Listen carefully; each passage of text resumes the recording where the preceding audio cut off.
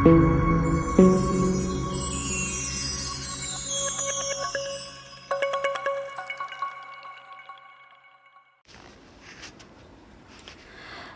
Friends, welcome to Meera mind voice.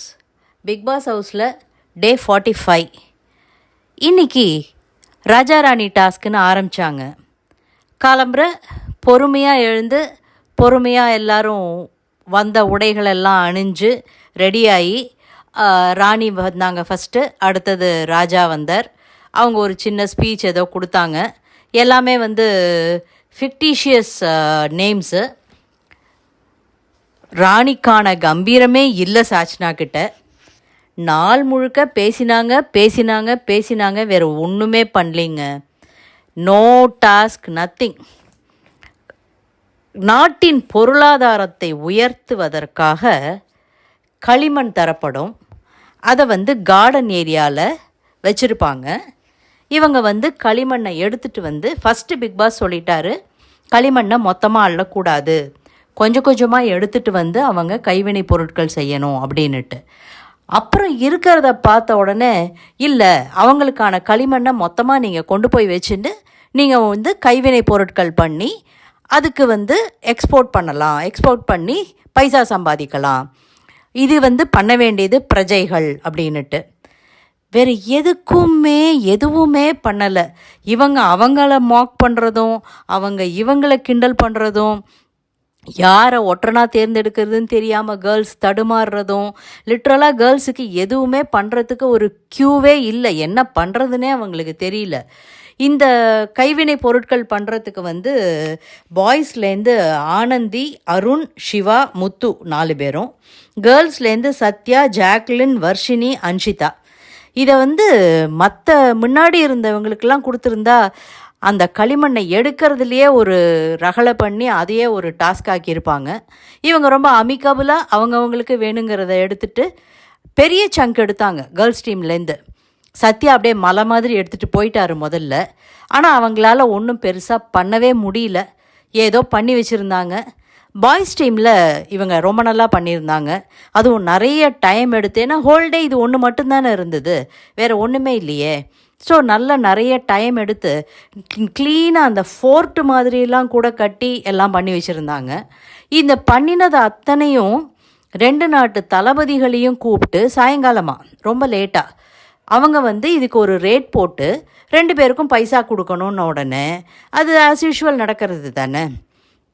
Boys டீமில் இருக்கிற தளபதி நம்ம தீபக் ஃபஸ்ட்டு கேர்ள்ஸ் டீமில் இருக்கிறதெல்லாம் பார்த்துட்டு, சரிப்போ இதுக்கு 200 தரேன் 300 தரேன்னு அவங்க பண்ண மொக்க சாமானுக்கு கூட பைசா கொடுத்து அவங்களுக்கு 2900 காசு கிடச்சிது.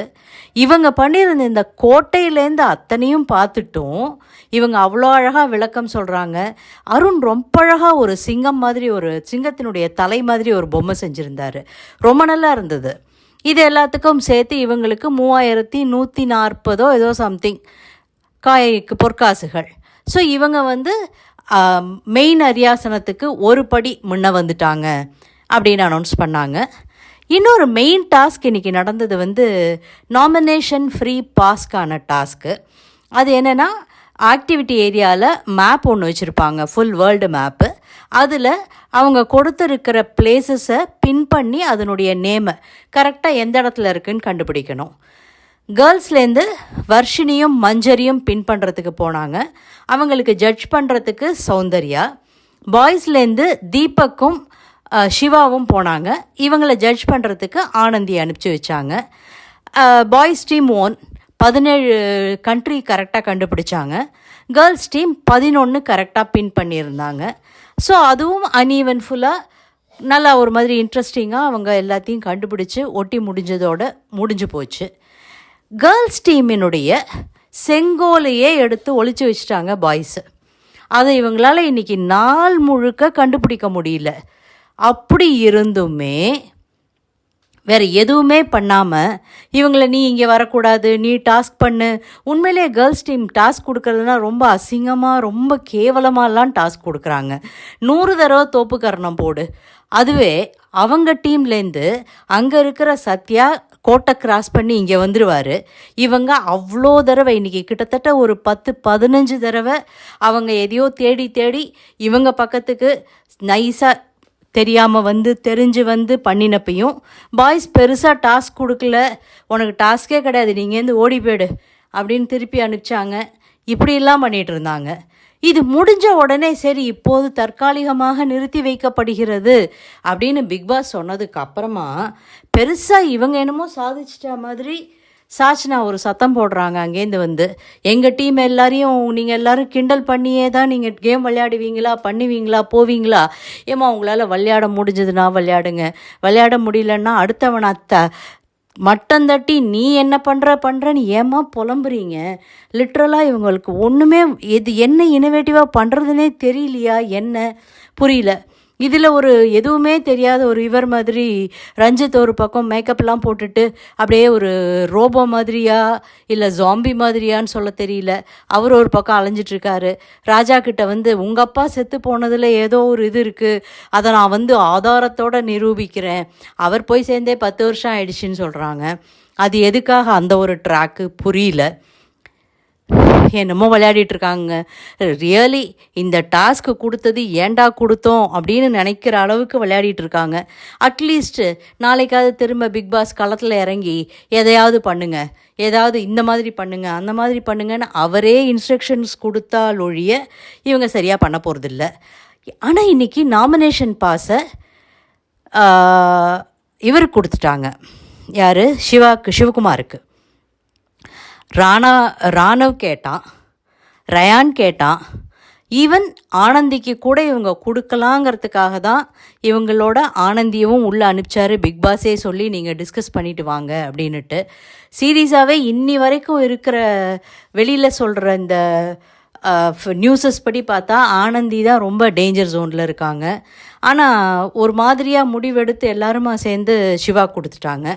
அதில் நம்ம ரஞ்சித் தான் கடைசியில் ஓட்டு போடுறேன் அப்படின்னு சொல்லிட்டு 5ஆவதாக ஓட்டு போட்டு சிவாக்கான அந்த ஒரு நாமினேஷன் பாஸை சீல் பண்ணினவர்.